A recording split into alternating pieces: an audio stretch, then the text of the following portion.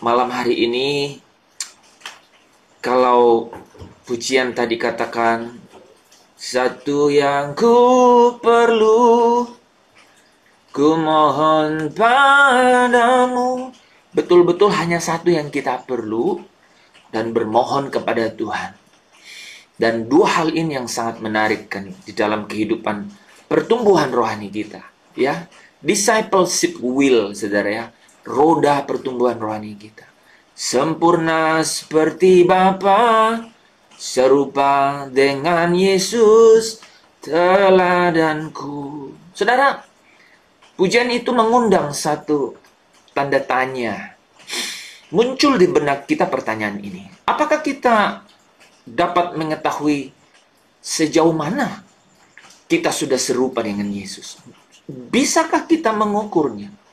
Atau sejauh mana pertumbuhan rohani saya dan saudara memperlihatkan keserupaan dengan pikiran-pikiran Kristus atau perasaan-perasaan Kristus? Saudara, kalau Yesus katakan, ikutlah aku. Kalau Yesus katakan, sempurnalah, kamu harus sempurna seperti Bapa di surga sempurna. Maka mestinya bisa. Mestinya bisa. Karena perkataan Yesus tidak mungkin ada yang tidak digenapi, saudara ya. Dia katakan, ikutlah aku. Kamu akan kujadikan penjala manusia. Dia katakan, kamu harus sempurna seperti Bapa di surga sempurna. Jadi kalau pertanyaan itu muncul di benak kita, ya, karena pasti berkali-kali ini, apalagi ini salah satu lagu wajib ya, Bu Nur ya? Enggak, Pak. Nanti di final ini. Oh, ini di final. Iya, oke. Oke, nggak apa-apa. Jadi sekalian mempersiapkan diri, toh. Ya, karena lagunya cukup, menggugah ya ruang batin kita pastinya ya. Pasti menggugah ruang batin kita. Ya.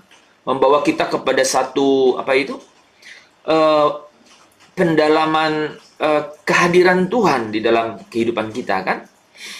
Karena dia katakan bahwa sempurna seperti Bapa, serupa dengan Yesus teladanku.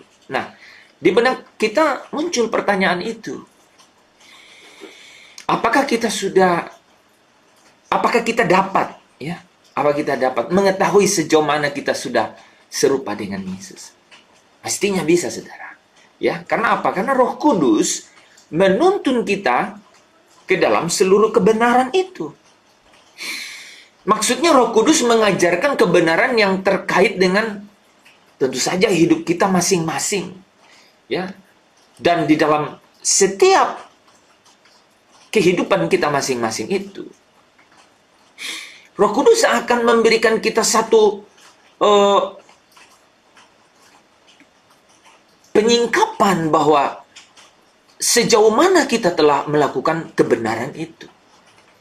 Jadi dasarnya, landasannya, atau titik tolaknya adalah the truth, kan? Kebenaran. Gitu. Jadi kalau saudara dan saya bertanya, sejauh mana aku sudah serupa dengan Kristus? Maka landasannya adalah kebenaran. Dan kebenaran itu Roh Kudus bekerja di dalam kita untuk menuntun kepada kita bahwa apakah saya sudah melakukan kebenaran. Yesus sendiri berkata, akulah jalan, akulah kebenaran. Ya, akulah jalan, akulah hidup, akulah kebenaran. Dia katakan, akulah kebenaran. Jadi kalau kita mengenal kebenaran, berarti kita mengenal apa yang Allah Bapa kehendaki, yang pernah diperagakan, dikontestasikan oleh Tuhan Yesus di dunia ini sebagai manusia seutuhnya. Saudara, apa artinya pengetahuan mengenai kebenaran atau pengetahuan mengenai Tuhan jika kita tidak peragakan? Ya, dia akan menjadi filsafat di dalam pikiran kita yang tidak dapat menjadi utuh, yang tidak dapat mengubahkan, yang tidak dapat membawa kepada ketenangan dan kelegaan, yang tidak membawa kita ke dalam kemerdekaan. Harusnya Ku mau sepertimu, Yesus, disempurnakan selalu dalam segenap jalanku, memuliakan namamu. Seharusnya kita dapat membawa diri kita ke dalam satu atmosfer batin untuk selalu ku mau sepertimu, Yesus. Dan itu artinya kita akan dituntun Roh Kudus ke dalam kebenaran. Menjadi alat yang memperagakan kebenaran itu. Amin ya, saudara. Jadi, kebenaran yang murni itu pasti mendesak kita untuk memperagakannya, untuk melakukannya. Dan itu bisa terjadi kalau Roh Kudus yang menuntun kita, menuntun saya dan saudara. Saudara, kalau ingat beberapa minggu yang lalu, saya membawakan eksposisi Wahyu pasal 2 mengenai pesan kepada jemaat di Tiatira. Ada kata-kata yang waktu itu cukup saya angkat dan highlights ya. Dikatakan, aku yang menguji batin. Wah, saudara, aku yang menguji batin. Wahyu 2 ayat 18 sampai 23 itu adalah pesan kepada jemaat di Tiatira, saudara. Nah, saya undang saudara untuk boleh memperhatikan, baca sebentar ya ayat itu. Ini sesuatu yang menarik, saudara, ya. Kepada jemaat di Tiatira itu Allah berpesan melalui kepada Yesus, ya, dan Yesus memberikannya kepada Yohanes. Dikatakan dari ayat 18, dan tuliskanlah kepada malaikat jemaat di Tiatira, inilah firman Allah yang katanya apa, saudara? Matanya bagaikan nyala api. Saudara perhatikan kata itu karena kata itu menjadi kunci. Dan kakinya bagaikan tembaga. Aku tahu, dia katakan begini, aku tahu segala pekerjaanmu, baik kasihmu maupun imanmu, baik pelayananmu maupun ketekunanmu. Aku tahu bahwa pekerjaanmu yang terakhir lebih banyak daripada yang pertama. Tapi ayat 20 berkata, tetapi aku mencelah engkau, karena engkau membiarkan wanita Isabel yang menyebut dirinya nabiya mengajarkan dan menyesatkan hamba-hambaku supaya berbuat zina dan makan persembahan-persembahan berhala. Aku mencela engkau, kata ayat 20 itu. Dan aku telah memberikan dia waktu untuk bertobat, tetapi ia tidak bertobat, tidak mau bertobat dari zinahnya. Ayat 22, lihatlah. Ini menarik sekali, ini mengerikan, saudara, ayat 22 ini. Aku akan melemparkan dia ke atas ranjang orang sakit, saudara. Dan mereka yang berbuat zina dengan dia akan kulemparkan ke dalam apa? Kesukaran besar. Dan mereka tidak bertobat dari perbuatan-perbuatan perempuan itu. Kalau saudara ingat, perempuan itu adalah perempuan pelacur. Ayat 23 itu lebih mengerikan lagi. Dan anak-anaknya akan ku matikan. Allah sendiri yang akan matikan. Dan semua jemaat akan mengetahui bahwa, saudara, inilah dia. Akulah yang menguji batin dan hati orang. Dan bahwa aku akan membalaskan kepada kamu setiap orang menurut perbuatannya. Saudara, kata akulah yang menguji batin, akulah yang menguji batin itu sangat erat kaitannya dengan kata akulah yang menguji batin dengan matanya bagaikan nyala api, saudara. Seperti biasa, Yesus selalu memperkenalkan diri kepada jemaat waktu membawa pesan dengan apa? Dengan satu karakter, dan karakternya di sini diperkenalkan anak Allah yang memiliki mata bagaikan nyala api. Dan itu dikatakan, saudara, karena dia ingin menguji batin. Maksudnya apa ya? Harus menguji batin. Karena kalau saudara perhatikan, ini bukan jemaat yang main-main. Allah sendiri mengakui mereka. Mereka katanya apa? Aku tahu segala pekerjaanmu, baik kasihmu maupun imanmu, pelayananmu, ketekunanmu, bahkan pekerjaanmu yang terakhir lebih banyak dari yang pertama. Jadi mereka punya prestasi. Artinya seolah-olah saudara, bisa saja hal-hal yang di luar pikiran atau kesadaran mereka, itu seolah-olah kabur di mata Tuhan. Tapi Kristus datang memperkenalkan diri sebagai anak Allah dengan matanya seperti bagaikan nyala api. Dia menguji batin, saudara. Saudara, pernahkah kita mempersoalkan apa ukuran Tuhan Yesus dalam menguji batin? Kira-kira apa? Tentu ukuran dan standarnya adalah diri Yesus sendiri, saudara. Yaitu apakah orang percaya sungguh-sungguh mengikuti jejaknya dan memiliki kualitas manusia batiniah seperti Yesus. Allah adalah Allah yang tertib, saudara. Allah memberikan ukuran untuk ciptaannya. Terukur, ya. Allah terukur, ya, dalam melakukan segala tindakan, walaupun tentu kita tidak bisa mengukur Allah, ya. Tetapi Dia memberikan satu peragaan, saudara. Dan itu melalui anaknya Yesus Kristus. Kehidupan orang percaya pasti juga memiliki standar. Artinya orang yang percaya kepada Kristus. Nah, itu adalah standar manusia kerajaan Allah. Kalau saudara masih ingat saya bahas minggu lalu, berharga di mata Tuhan mereka yang mati, saudara. Berharga artinya apa, saudara? Yakar artinya bernilai tinggi, agung dan mulia. Memiliki standar kerajaan, yaitu standar anak Allah. Itulah sebabnya dikatakan di dalam firman Tuhan bahwa one day, saudara, satu hari nanti kita akan menghadap tahta pengadilan Kristus. Supaya setiap orang memperoleh apa yang patut diterimanya, dikatakan. Saudara, hal ini menunjukkan apa? Satu isyarat bahwa Yesuslah yang akan menghakimi, saudara. Karena Yesus telah mati di atas kayu salib, Dia menebus kita dan menjadi pemilik kehidupan kita. Dialah yang pantas. Dia katakan, kamu telah dibeli dan lunas dibayar. Kamu telah dipindahkan dari mana, saudara? Dari kegelapan ke dalam kerajaan anaknya. Ketika Dia menghakimi, saudara, itu artinya apa? Orang-orang yang tidak benar, yang tidak menjadi serupa dengan pikiran dan perasaannya. Matius 13 ayat 41 katakan, akan dikeluarkan dari dalam kerajaannya.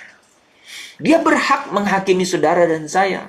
Karena Dialah yang pemilik kehidupan saya dan saudara. Di dalam Dialah saudara dan saya memiliki identitas baru. Dialah yang tebus saudara dengan darah yang mahal. Sehingga saya dan saudara menjadi ciptaan yang baru. Dia yang lulus sebagai manusia sempurna. Dia yang menang sehingga dirinya menjadi apa? Menjadi ukuran. Dialah yang menjadi standar itu. Makanya kita kalau menghayati lagu itu harus berulang-ulang memang dalam hidup kita harus selami lagu itu, ya. Ku mau sepertimu Yesus, disempurnakan selalu. Jadi itu harus benar-benar menjadi insightfulness, ya, menjadi satu ada satu pencerahan gitu yang harus selalu kita dapatkan di dalam lirik lagu itu, ya. Yang pasti, saudara, yang harus kita selalu persoalkan adalah apakah kita mengikuti Dia atau mengikuti jejaknya dan meneladani hidupnya. Ketika kita katakan, aku mau sempurna seperti Engkau. Saudaraku, Yesus menguji batin. Saudara tahu nggak? Kata asli batin di situ, itu adalah jantung, saudara. Jantung. Jadi dalam bahasa aslinya itu kan menguji batin dan hati. Itu kata yang dipakai, saudara, itu adalah jantung dan ginjal. Jantung dan ginjal, saudara. Dialah yang menguji batin dan hati. Itu katanya dipakai jantung dan ginjal. Itu artinya apa? Pusat kehidupan saudara. Kalau jantung selesai, seluruh pernafasan, sistem pernafasan berhenti.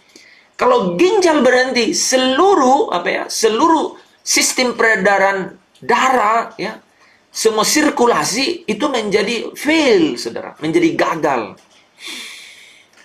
Yesus menguji batin dan hati, artinya Yesus memeriksa apakah kita memiliki saudara, keberadaan batin seperti dirinya. Ada ukurannya. Dan ketika setiap orang percaya menghadap tahta pengadilan Kristus, kita tidak bisa berkata, saya tidak bisa seperti engkau Yesus, karena engkau adalah manusia sempurna dan tidak seperti manusia pada umumnya. Saudara, hati-hati. Ibrani 2 ayat 17 berkata, dalam segala hal dia disamakan dengan manusia. Dia sudah menjadi seperti manusia. Jadi tidak ada orang yang nanti bisa beralasan jika bisa ikut Yesus, tidak bisa melayani, tidak bisa meneladani Yesus, tidak bisa sama seperti pikiran dan perasaan Yesus, karena Yesus itu manusia istimewa. Tidak ada manusia, tidak ada orang yang dapat berkata begitu. Karena Yesus berkata, ikutlah aku. Itu berarti kita menyangkal diri. Kita bukan lagi yang lama. Ikutlah aku, artinya apa? Pertontonkanlah kepada dunia bahwa dirimu bukan kamu lagi. Bukan kamu lagi yang lama, tetapi sekarang kamu adalah ciptaan baru di dalam Kristus. Yang lama sudah berlalu, sesungguhnya yang baru sudah datang. Dan dari sana engkau berangkat untuk apa? Melewati jalan Via Dolorosa itu. Hati-hati, saudara. Jangan sampai kita berkata yang penting jadi Kristen. Itu sudah berarti ikut Yesus. Hati-hati. Bukan sama sekali, saudara. Ikut Yesus berarti apa? Ikut jejaknya. Berpikir seperti berpikirnya Yesus. Saudara, terkait dengan hal ini firman Tuhan mengajarkan kepada kita agar kita selalu mengalami pembaharuan budi, ya. Roma 12 ayat 2, saudara, katakan, do not conform to the world. Janganlah serupa dengan dunia ini, tetapi berubahlah oleh pembaharuan budimu. Be transformed by renewing your mind. Supaya kamu bisa, katanya apa? Membedakan, ya, kehendak Allah mana yang baik, yang benar, ya, dan yang sempurna. Saudara, hal ini sebenarnya sama maksudnya dengan mengetahui bahwa apa? Kita sudah memiliki pikiran, perasaan Kristus atau belum, ya. Mengerti apa yang baik, apa yang berkenan, dan yang sempurna. Tentu saja melalui proses, ya. Discipleship will, ada roda pertumbuhan rohani. Saudara, kitab Ibrani, ya, pasal 5 ayat 7 sampai 9 mengatakan bahwa Yesus belajar taat dari apa yang dideritanya. Dia belajar taat. Saudara bisa bayangkan, ada satu proses. Mari kita lihat, ya, ayat itu. Ibrani 5 ayat 7 sampai 9, saudara. Menarik sekali ayat ini. Dikatakan dalam hidupnya sebagai manusia, saudara bisa bayangkan, saudara lihat. Jadi dalam hidupnya seperti kita, sebagai manusia, ia telah mempersembahkan, saudara lihat, doa dan permohonan dengan apa, saudara? Ratap tangis. Ini Yesus, dan keluhan kepada Dia, yaitu kepada Allah Bapa yang sanggup menyelamatkan dari maut, dan karena kesahilannya ia telah didengarkan. Dan sekalipun ia anak, ia telah belajar menjadi apa, saudara? Taat dari apa yang dideritanya. Saudara perhatikan. Dan sesudah ia mencapai kesempurnaan. Jadi dia tidak seketika menjadi sempurna. Sesudah ia mencapai kesempurnaan, dialah yang menjadi pokok keselamatan yang abadi bagi semua orang yang taat kepadanya. Dia menjadi model. Dia adalah manusia yang utuh seutuhnya, yang memperagakan apa yang Bapa kehendaki dalam diri manusia. Jadi dia menjadi pokok keselamatan. Itulah sebabnya dia katakan, ikutlah aku. Ada proses. Saudara setuju, ya? Ada proses. Ada perjuangan. Ada pergumulan sampai mencapai kesempurnaan. menjadi pokok keselamatan. Itu Yesus. Artinya, saudara, menjadi teladan, saudara. Contoh yang harus kita ikuti, kita patuhi, kita taat kepadanya. Agar proses itu berlangsung dengan baik, harus ada caranya tentu saja. Ayat 1 Roma pasal 12 itu berkata, persembahkanlah tubuhmu sebagai korban yang hidup, ya, yang kudus dan yang berkenan kepada Allah. Itulah ibadahmu yang sejati. Saudara, kata ibadah di situ dalam bahasa kata kerja aslinya latreo, artinya pelayanan. Itulah pelayanan yang sesungguhnya, yang benar. Jadi bukan aktif dalam kegiatan, bukan indikasi dari aktif dalam kegiatan gereja, atau menjadi aktivis, hamba Tuhan, pastor, pendeta. Kita baru bisa dikatakan melayani, latreo, apabila kita tidak menyisahkan apapun yang kita miliki dalam hidup ini dan mempersembahkan sepenuhnya kepada Tuhan. Kita harus punya komitmen untuk menyerahkan hidup kita seutuhnya, sepenuhnya bagi Tuhan. Dan setelah itu, kita bisa kemudian diproses untuk menjadi serupa dengan Yesus. Lukas 13 ya, berkata bahwa semua orang yang datang mengikut aku, mereka harus melepaskan diri dari semua miliknya, barulah dapat mengikut aku.